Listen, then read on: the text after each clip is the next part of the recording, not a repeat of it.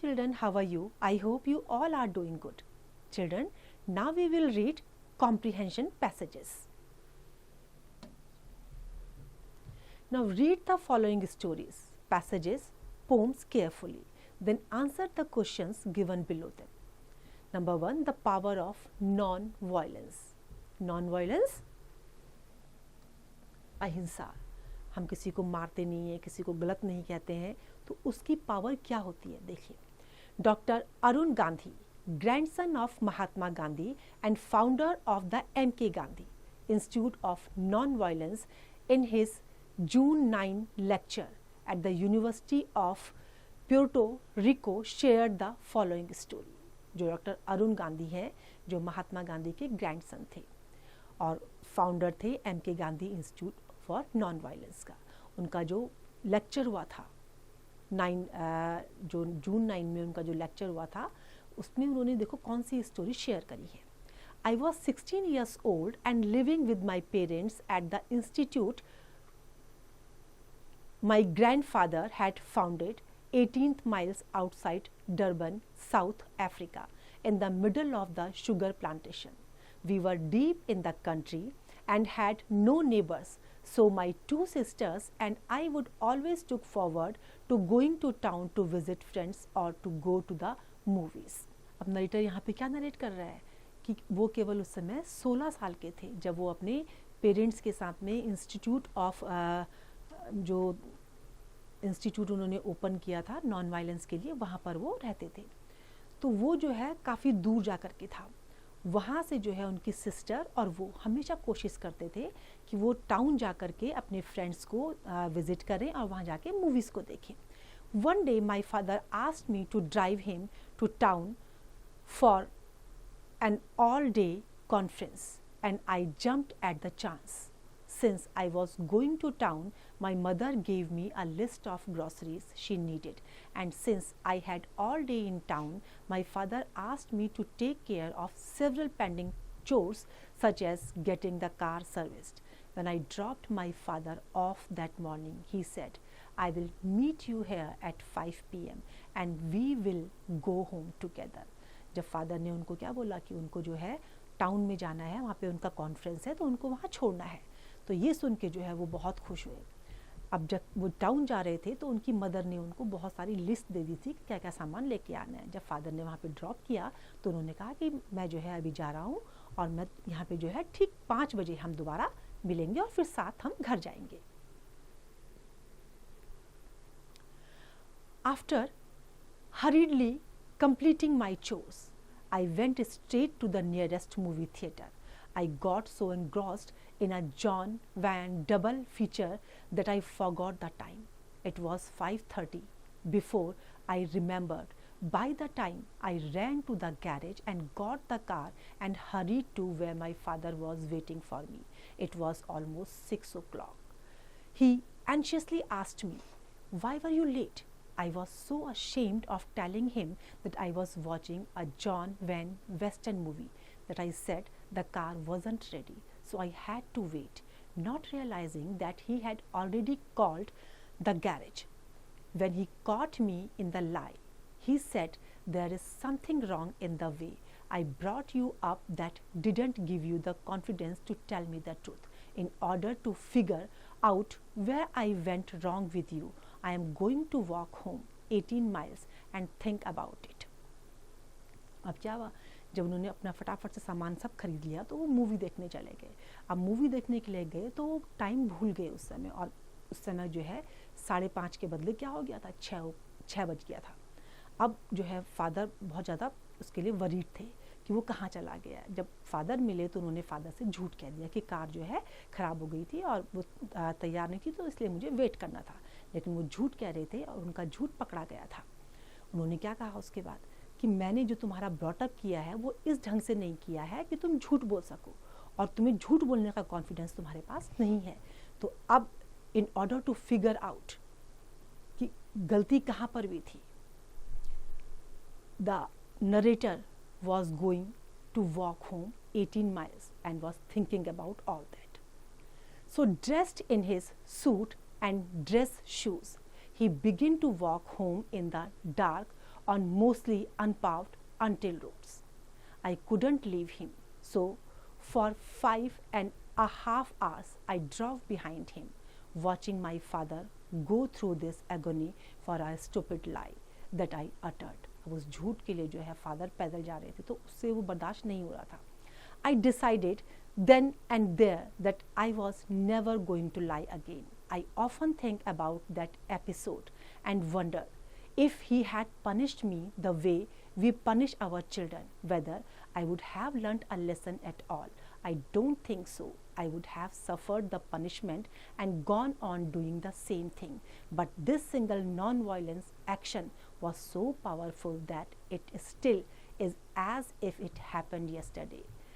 That is the power of non-violence. अब क्या हुआ अगर वो उस ढंग से पनिशमेंट नहीं देते, अगर उसकी मार पिटाई करते या कुछ उसको और हार्ड पनिशमेंट देते तो शायद वो आज तक इस बात को समझ नहीं पाता और वो सुधर नहीं पाता. लेकिन जिस ढंग से उन्होंने पनिशमेंट दिया, नरेटर ने उसके बाद डिसाइड कर लिया कि वो कभी भी झूठ नहीं बोलेंगे. तो ये थी उनकी नॉन वायलेंस की power. I hope it is clear to you now. Now this is your exercise, you have to practise it. Now next is Father William. You are old, Father William, the young man said, and your hair has become very white, and yet you incessantly stand on your head.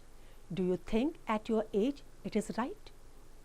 अब क्या कहा उन्होंने कि आप old हो गए हैं और इस एज में जो है आप सिर के बल खड़े हैं, तो क्या ये ठीक है? In my youth, Father William replied to his son, I feared it might injure the brain, but now that I am perfectly sure I have none, why I do it again and again. अब उन्होंने क्या कहा कि जब मैं जवान था तो मुझे डर लगता था कि शायद ये मेरे ब्रेन को हर्ट करेगा, लेकिन अब मुझे पूरी तरीके से विश्वास है कि मेरे पास ऐसा कुछ नहीं है. तो क्या why I do it again and again. You are old, said the youth, as I mentioned before, and have grown most uncommonly fat. Yet you turn a back somersault in at the door. Pray, what is the reason for that? अब क्या कहा उन्होंने कि तुम अब क्या हो गए, अब बूढ़े हो गए हो. और ये मैं पहले ही मेंशन कर चुका हूँ कि तुम जो है अनकॉमनली जो ये फैट हो गया है तुम्हारे ऊपर, वो तुम बूढ़े हो गए हो, इस वजह से हो गया. और इस एज में तुम somersault कर रहे हो डोर पे, तो इसका रीज़न क्या है? In my youth, said the sage, as he shook his grey locks, I kept all my limbs very supple by the use of this ointment, 1 shilling a box. Allow me to sell you a couple. अब says ने क्या कहा कि मेरी young age में उनके जो अभी जो ओल्ड एज में जो उनके ग्रे लॉक्स हो गए हैं, यंग एज में क्या थे, जो उनके जितने भी लिम्स थे, जो भी बॉडी पार्ट थे, वो एकदम सफल थे. लेकिन अब इस ऑइंटमेंट को यूज़ करने के बाद उन्होंने क्या कहा कि मुझे अलाउ करो कि मैं क्या करूँ इसको, allow me to sell you a couple. मैं जो ये ऑइंटमेंट है तुम्हें मैं खूब सारे दूँ, कपल्स में दूँ, मतलब केवल एक अकेला नहीं, 2 या 3 कपल्स में दूँ, मुझे इस चीज़ के लिए अलाउ करो. I hope it is clear to you now. Now this is your exercise, you have to practise it.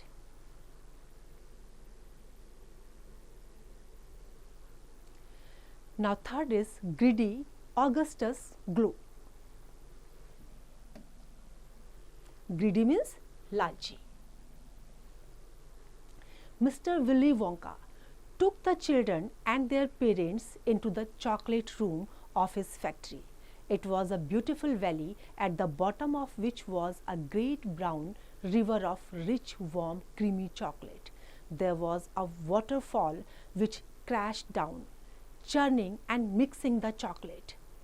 Dangling into the river were some enormous glass pipes which sucked the chocolate river and sent the brown chocolate to goodness knows where.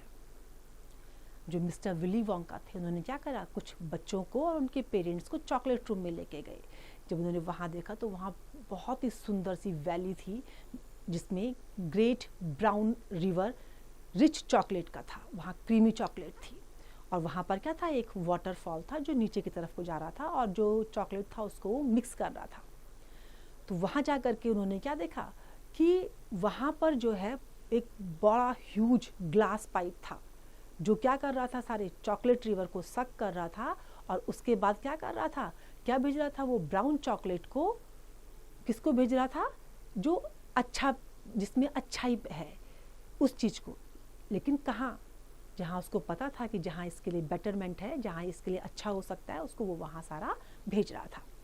Augustus Gloop, a 9-year-old boy with an enormous stomach, quietly sneaked down to the river, knelt on the river bank and was scooping hot melted chocolate into his mouth as fast as he could. अब Augustus ग्लूप क्या था, जो 9 years old boy थे, वो जल्दी से वहाँ गए और वहाँ बैठ करके जो है वो उस चॉकलेट को जो है अपने मुंह में जितना फास्ट तरीके से वो उसको यूज़ कर सकते थे, मेल्टेड चॉकलेट को उन्होंने लेना शुरू कर दिया।